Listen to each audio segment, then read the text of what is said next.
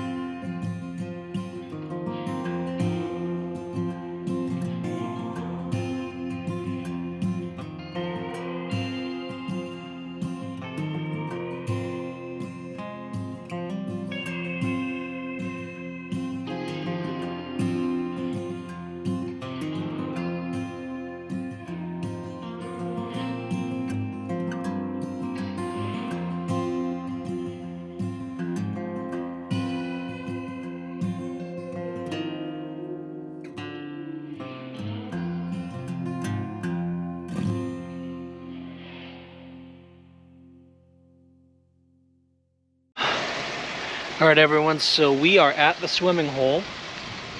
I think that area is where Chris interviewed Candace.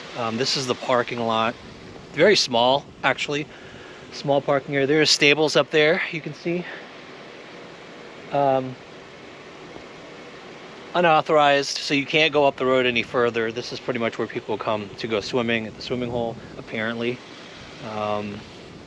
Very few, just a parking spaces all the way around this circle, and then over here you can see a path down to the water there. There's a path off to the right as well. Jen sat in the car for a little bit while I was putting on, I got some fishing waders.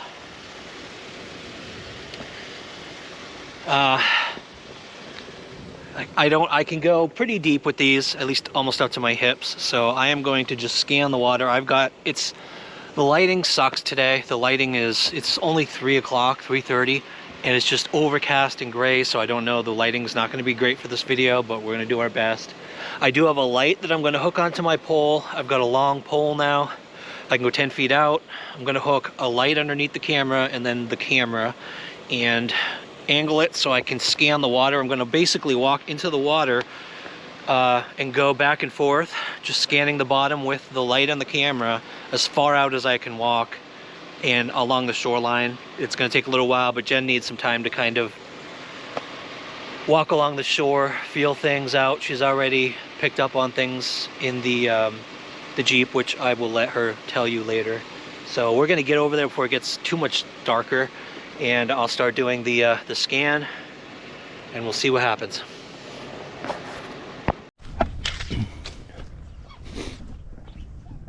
So go under the road.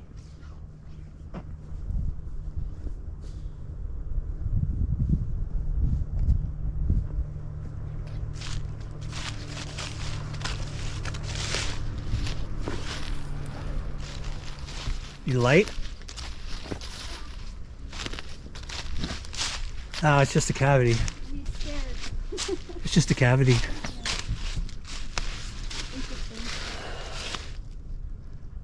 Yeah, this doesn't go in there.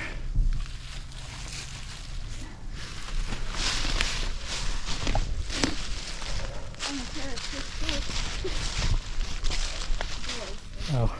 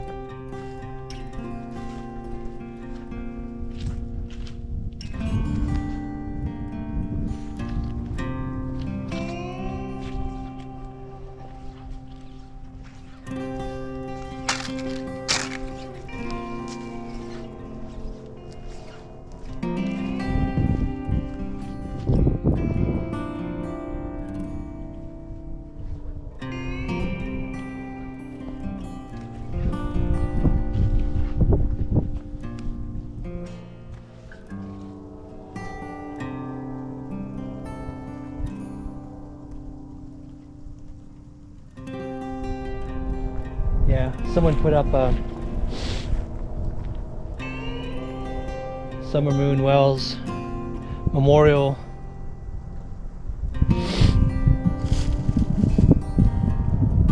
With a Purple Heart.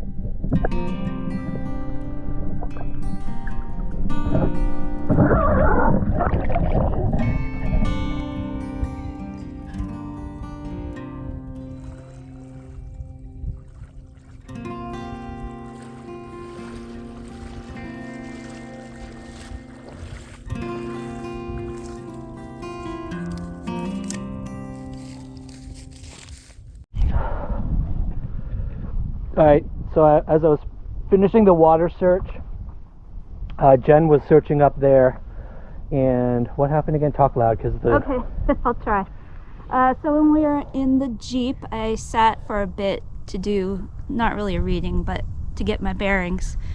And I had the, I don't know, insight or thought that maybe Summer was getting really excited. She really wanted to come. She was getting annoying. Maybe, like little kids can. And certain people thought it would be funny to give her some of the twisted iced tea. And that would explain why she was feeling sick and, you know, everything on the way home. So as I got out here, I asked Summer to give me a sign or to show me if I'm on the right track or whatever. So I found something. So I'm going to take Ryan with me to show him what it is. You had just asked her if you're on the right track? Yeah. Okay.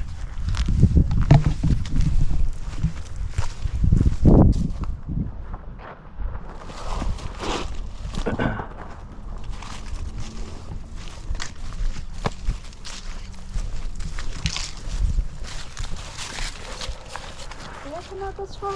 I didn't think you did. Okay, let's go You back. yelled it wasn't. Is that hard to find?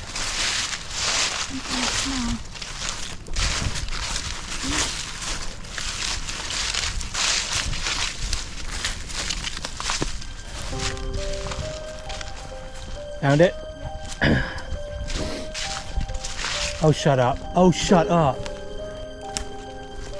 No f***ing way. Here.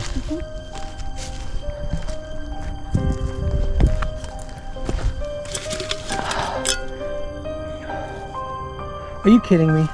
No. Oh my god, that's... I mean...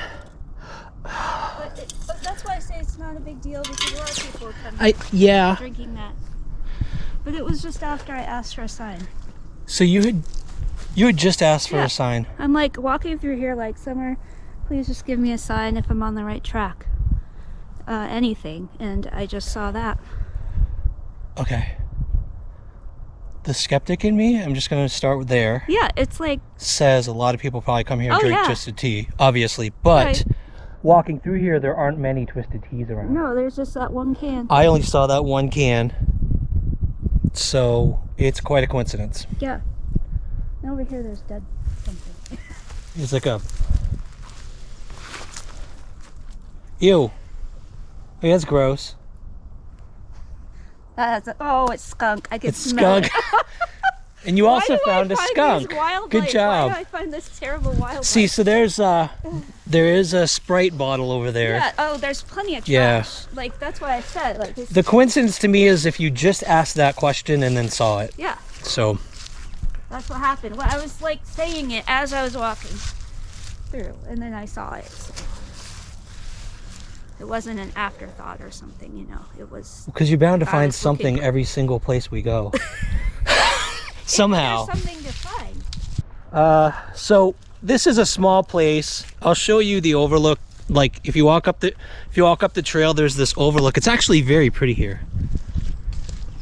It's very beautiful. It would be nicer in different circumstances. But this is very pretty. It's a very pretty place. I can understand why people want to come here to swim. Mm-hmm. This would be the spot I would want to come to. Yeah. There's like sand. Little kids would like it. Oh yeah, look, there's like a little sand down there. You could kind of jump off a rock or have fun. Like totally see why kids would want to come here to play. Yeah, my feeling is that she was really excited. Anyway. All right, that's going to do it for today. I'm soaked. I thought the waders would protect me, but I got carried away and went too deep, so I've got to change out. Are we going to call this our fireside chat, or do you want to have a chat at home some more? We can end it here if we discuss and find any other things we want to talk about that we could add to it. But. Yeah, this was going to be a quick one anyway, yeah.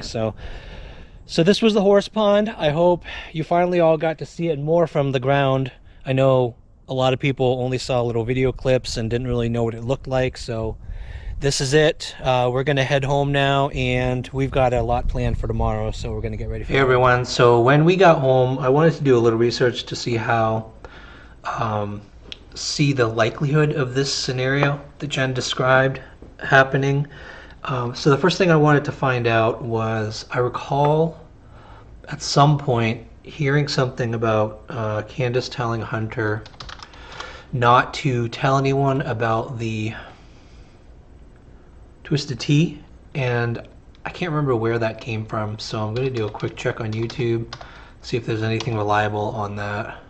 I think it was probably the Chris McDonough interview, actually.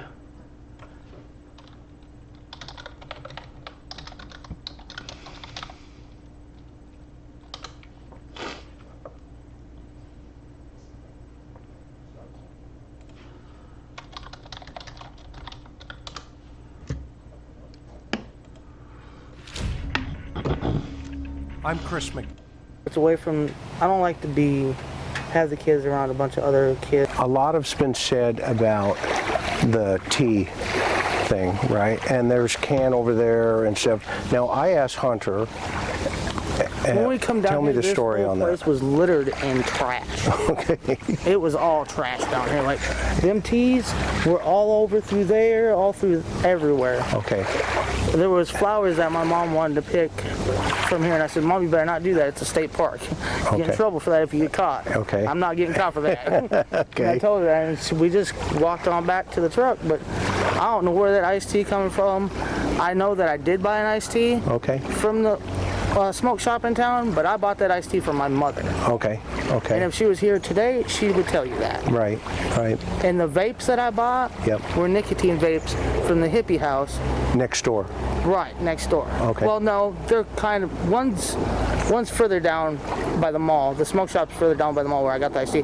And the hippie house is just right over here before you crossed over the bridge. Got it. Okay. So the smoke shop where you bought the we went to the hospital.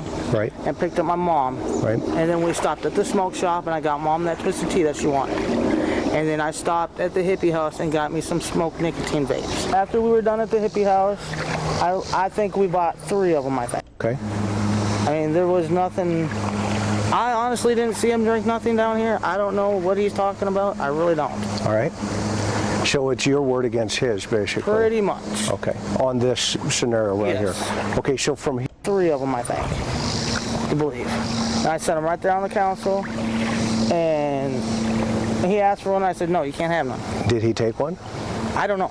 Okay. Honest to God, I don't know. Okay. But then we went to the Walgreens and dropped off Mom's prescription. I said, well, if we got to wait 30 minutes, why don't we just bring Summer down here and let her play for a little bit? Okay. And that's what we did. Okay. I mean, there was nothing. I honestly didn't see him drink nothing down here. I don't know what he's talking about. I really don't. All right. So it's your word against his, basically. Pretty much. Okay. On this scenario right here. Okay. So we can see that Chris McDonough mentioned how Hunter did mention him drinking the twisted tea there, and I think that was in when he interviewed Hunter, actually. Let's take a look at that one.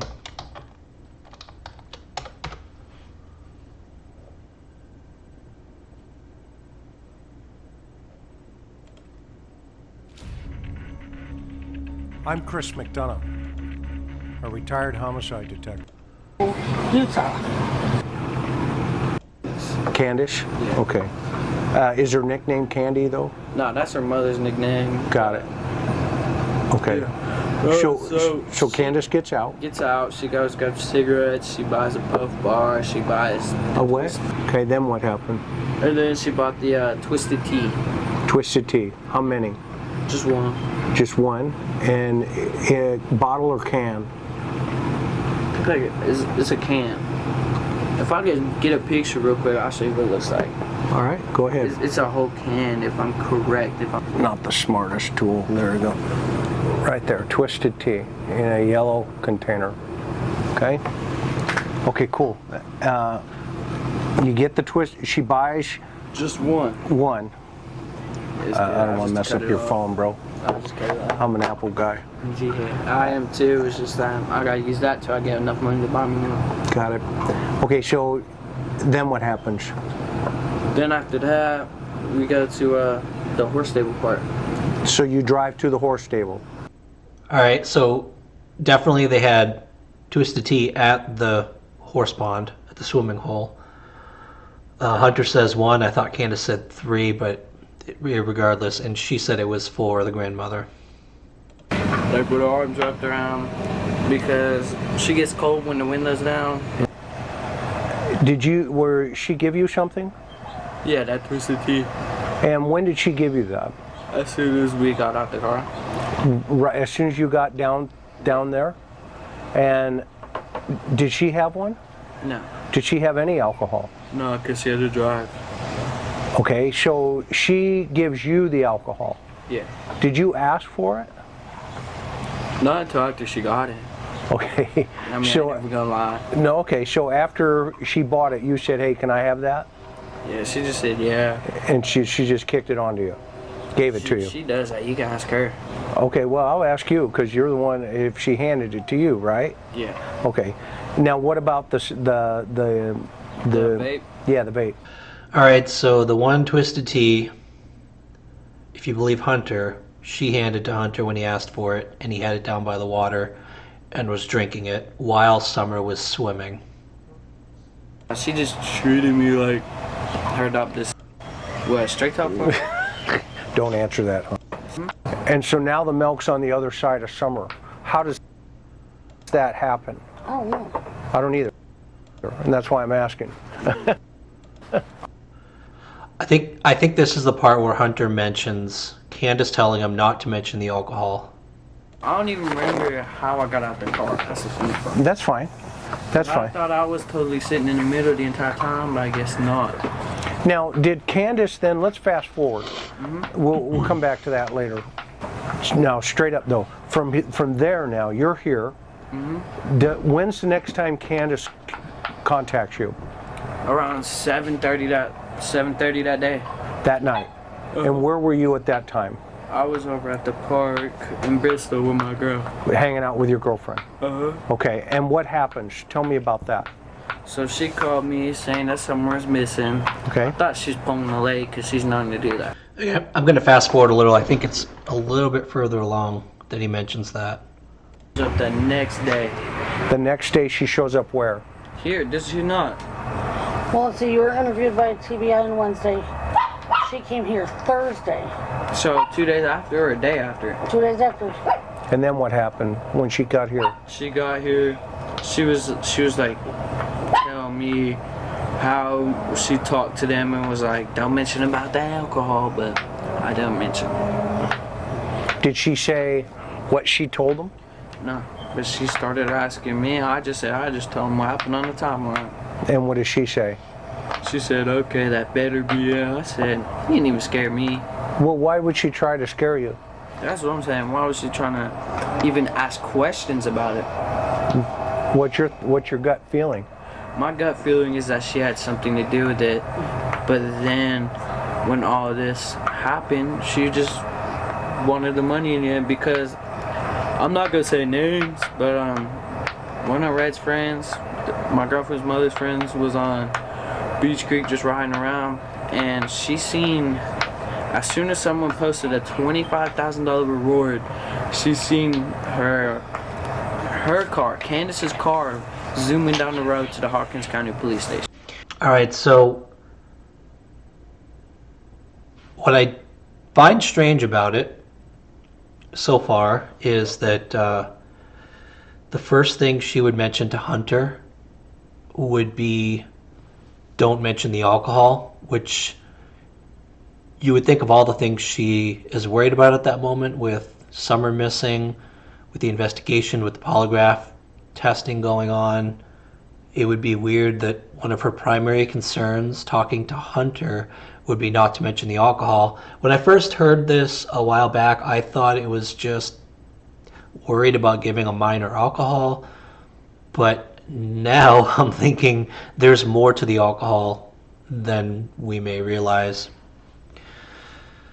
So the next thing I want to do is I'm going to do a little bit more research. I want to look at what can happen to a 5-year-old who consumes alcohol and how much alcohol it takes to produce whatever symptoms. Just take a look at what that looks like. All right, to do that, we're going to do a little bit of Googling.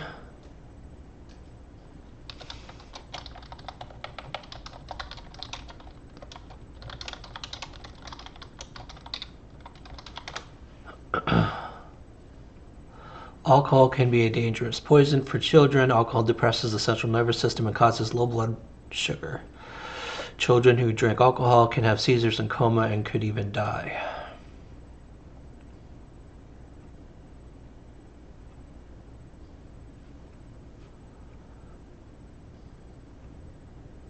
Too much alcohol is bad for anyone, but for young children it causes problems that most people don't expect. This is true for alcohol from any source, but the most likely source is beverage alcohol. That means ethanol found in beer, wine, hard liquor, and other alcoholic drinks. The amount of alcohol poisonous to children varies. A child's age and weight can make a difference. Alcohol is absorbed quickly from the stomach and into the bloodstream. Bottom line, small amounts of alcohol can harm children, much smaller than the amounts that adults can tolerate.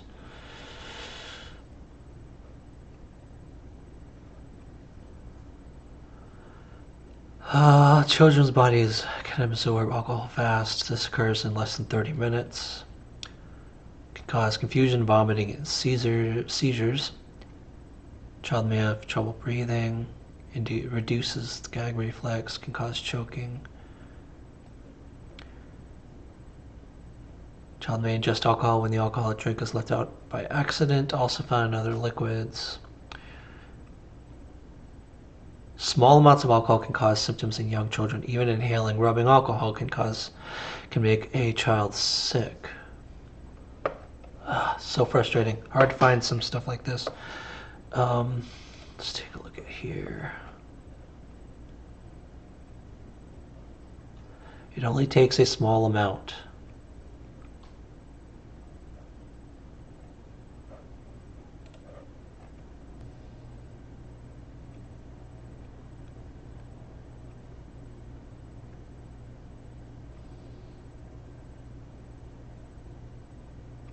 While a few sips of booze might not sound like a big deal, toddlers process alcohol much differently than even school-age children. It does not take a lot of alcohol. Toddler bodies are not mature enough to process alcohol.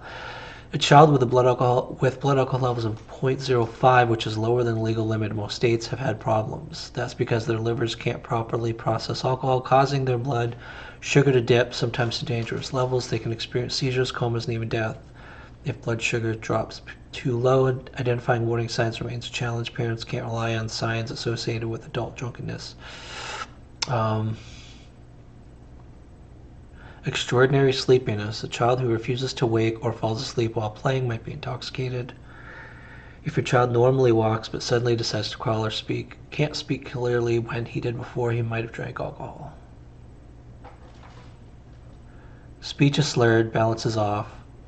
So 0.05 is not a lot of alcohol. So all things point to even just a little bit, drinking a little bit of something like a alcoholic beverage like that would be a problem. So is it a potentially probable story? There was twisted tea there. Is it possible that maybe Summer, when she got out of the water, decided to try some or asked to try some? Normally, I'd say it's not super likely, except the fact that the first thing Candace mentioned to Hunter was don't mention the alcohol. That raises suspicion a little bit, but again, our goal here is not to imply or accuse anyone of wrongdoing. We're just kind of following the story, trying to work out, the probability of the different stories that come out of it. But again, as I mentioned before, anything that comes from intuitive insights like this are, a lot of people use the phrase for entertainment purposes only. They say that because obviously it could be completely wrong. It's just sort of insight into feelings and emotions. It's not evidence, so we can't say anybody is guilty of any wrongdoing or even potentially guilty. I am just, in this case, we're taking the insight that we heard on this trip, trying to see how possible it is, given the science behind how alcohol works in a child's body. Does it take a whole lot? Can a few sips do any damage? It looks like with even a blood alcohol level of just 0.05, which is very little, it is a possible scenario. So that's all we have today. It is a possible scenario. Whether or not that's what happened is anybody's guess. There are a lot of other theories about what happened at the swimming hole, but that's what we're going to go with today. This weekend we're going to Laurel Run. I can say that because by the time you see this, we should have already gone. We're going to try to get to that last waterfall, find the cave, put the Roy Cotton Simpson story to rest once and for all, hopefully, with finding the cave, proving the cave is real. I'm hoping to talk to people who knew what actually happened to Roy, and hopefully get to the bottom of that story too. So that's going to be it for this one. Hope you enjoyed this exploration, a really quick one at the swimming hole. Got a chance to see what the area looked like, what under the water looked like, and that's it for today. So thanks for coming along, thanks for watching, and we'll see you next time.